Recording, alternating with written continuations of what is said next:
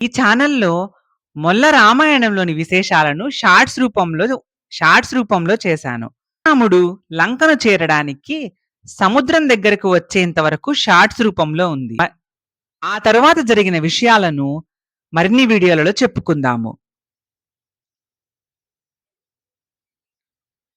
సముద్రుడు రాముణ్ణి చూసి ఉప్పొంగుతాడనమాట. అప్పుడు రాముడు తనకు దారి ఇవ్వకుండా సముద్రుడు ఉప్పొంగుతున్నాడనుకొని సముద్రుడి మీదే బాణాన్ని ఎక్కుపెడతాడు.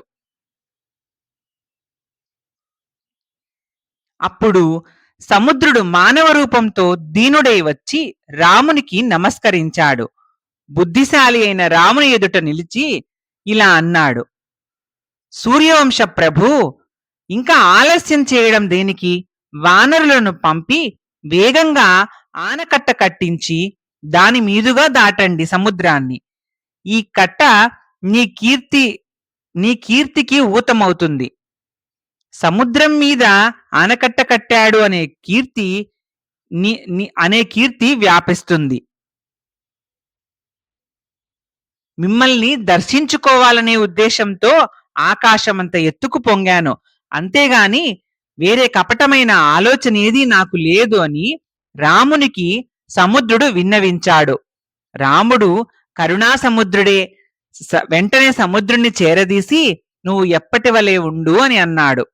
రాముడు చెప్పగానే వానరమూకాల వెళ్ళి పెద్ద పెద్ద కొండలు తెచ్చి గొప్ప సంతోషంతో రాముని ఆజ్ఞ ప్రకారం సముద్రంలో పడవేయసాగారు.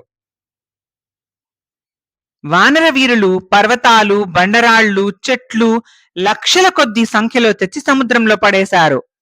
అలా పడవేయగా సముద్రంలో నుండి వస్తున్న గుబగుబమనే చెప్పుళ్లకు ఉప్పొంగిపోతూ ఈ బ్రహ్మాండమనే కుండ బద్దలయ్యే విధంగా అరుస్తూ, గట్టిగా నవ్వుతూ, గంతులు వేస్తూ పరుగులు పెడుతూ ఉన్నారు.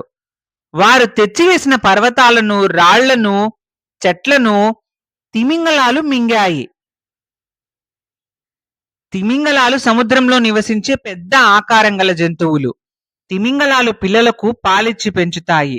ఆకారంలో చాలా పెద్దవి, ఇసుక దిబ్బల్లా తేలి ఉంటాయి. అప్పుడప్పుడు ఓడలు వాటి వెన్ను మీద ఆగుతాయి, ఇసుక దిబ్బలు అని అనుకొని.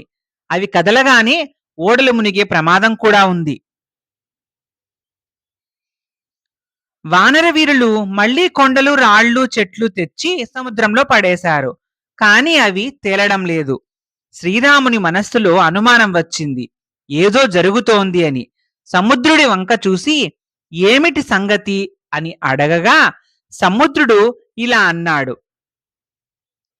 శ్రీరామచంద్ర ప్రభు, మీ వాళ్లు వేస్తున్న రాళ్లన్నింటినీ చేపలు మృంగివేస్తున్నాయి. ఈ తిమింగలాలు నా జలాల్లో నివసిస్తూ రావణుని ఆజ్ఞకు అనుసరించి నడుచుకుంటాయి. ఈ సముద్రం మీద ఆనకట్ట కట్టడం నలుడు అనే వానరుడు కడితే గాని నిలబడదు. కాబట్టి నలుణ్ణి ఈ పనికి వినియోగించు అని సముద్రుడు చెప్పాడు. వీరులైన వానరులు మహాసాహసంతో పర్వతాలను తెస్తున్నారు.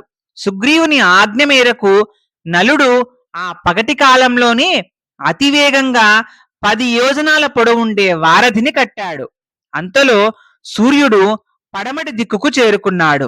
పగటి కాలం ముగిసింది, సూర్యాస్తమయం కాబోతోంది. నలుడు వానరసేనలో గొప్ప ఇంజనీర్ వంటివాడు. అదీ కాక అతడు చిన్నతనంలో అల్లరికి మహర్షుల సామాగ్రిని సముద్రంలో పడవేసేవాడట. మహర్షులు భరించలేక నలుడు నీళ్లలో పడేసినవన్నీ తేలుగాక, అంటే నలుడు ఏవైనా వస్తువులు నీళ్లలో పడేసినా అవన్నీ తేలతాయి అని వరం లాంటి పలుకు పలికారు. అందువల్ల నలుడు కడితేనే రాళ్లు, పర్వతాలు, వృక్షాలు నీటి మీద తేలి వారధి కట్టబడుతుంది అని మొల్ల రామాయణంలో ఉంది.